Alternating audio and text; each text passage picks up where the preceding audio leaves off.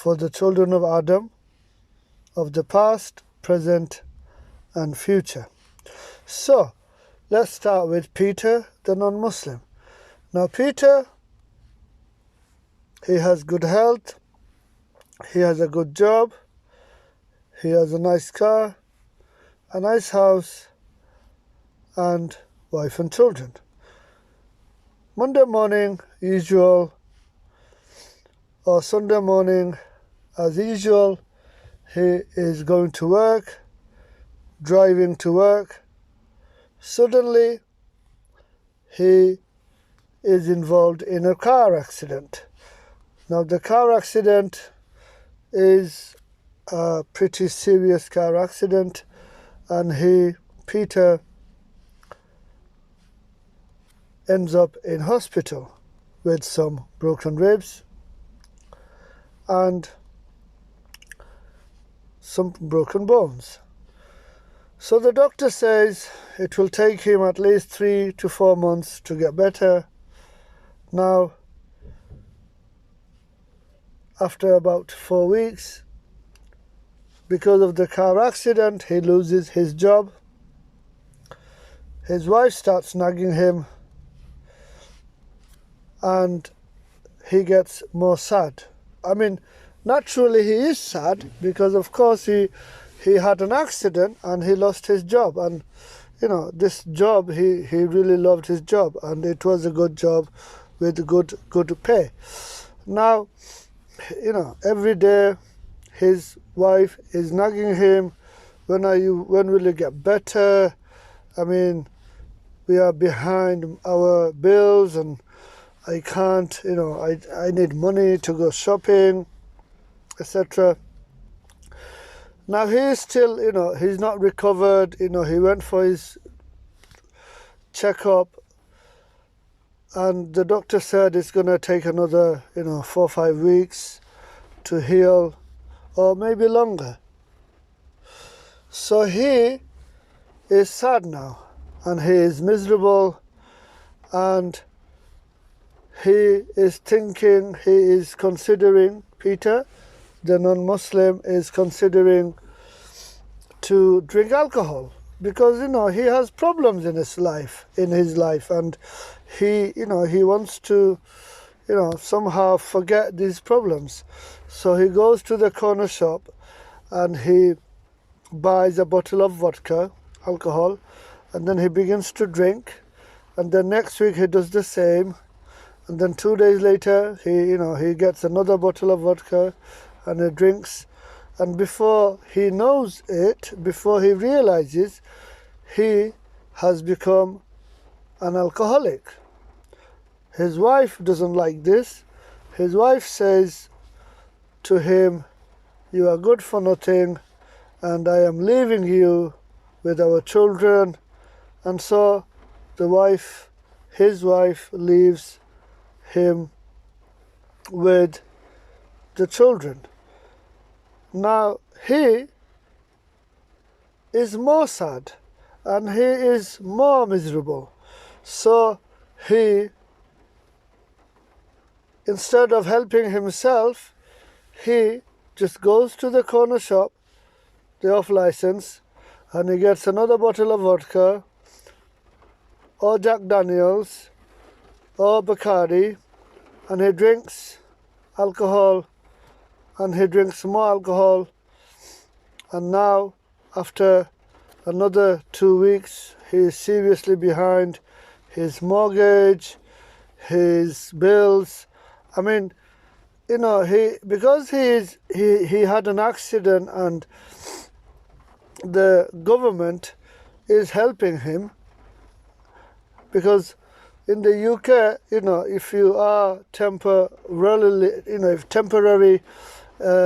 injured, and the government will help you with such as disability benefits and etc. But he is just spending all the money in drinking alcohol, and eventually he loses his house and he becomes a homeless person.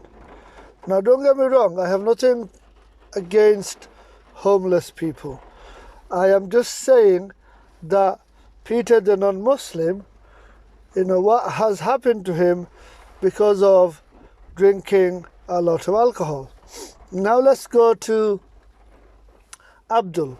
Abdul the Muslim, similar, Abdul has a nice job, nice car, house, family, children, wife. Long story short, Abdul going to work, has a car accident, ends up in hospital, and he is sad as well. His wife says, don't worry, the Creator Allah will make things better. The Creator Allah will make things better. But Abdul is still sad. The doctor says he's still, it's going to take him another 3-4 weeks, actually 3-4 months to get better. But, he is sad. And Abdul is thinking, and Abdul is considering to drink alcohol or take drugs because he's sad, He was in an accident and, he's lost his job and, he's in a bad situation. He's in a sad place. But he then remembers the Creator Allah says in the Quran, no alcohol, no drugs, no gambling. And then he tells himself, Abdul tells himself that I can't take drugs, I can't take alcohol because these alcohol and drugs and gambling is haram. It's not allowed. And so Abdul the Muslim does not drink alcohol, does not take drugs, and therefore his wife supports him. After all, they are Muslims, and his family and friends supports him, and eventually he gets better, he gets a different job, and he realizes that Islam really helped him when he was in a bad situation. You see, these car accidents do happen. I can be driving as safely and responsibly as I can, but I still can get into an accident. And what that means is, I as a Muslim, the accident is some form of a test from the Creator Allah, and the Creator Allah wants to see, what do I do in this more pressurized situation, in this testing situation? What do I do? Do I still obey the Creator Allah by saying no to drugs, no to alcohol, no to gambling?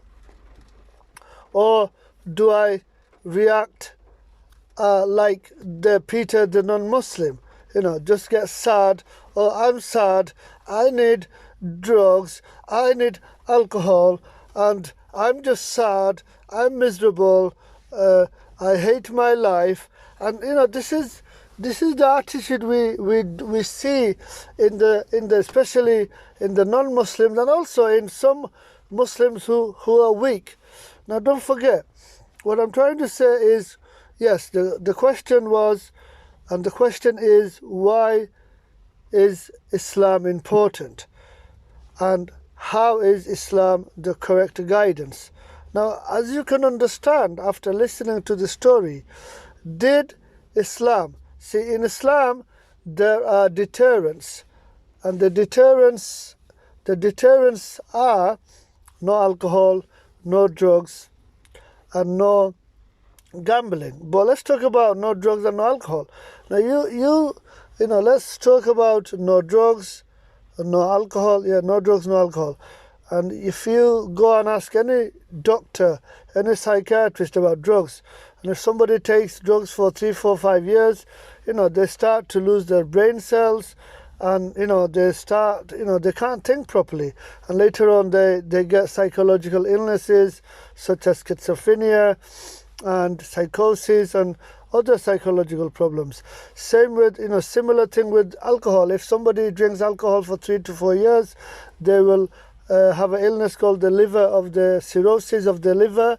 cirrhosis of the liver, I think, and eventually lose the liver and have problems and eventually die. The earthly, we don't actually die. We face death. We experience death. Now, don't forget.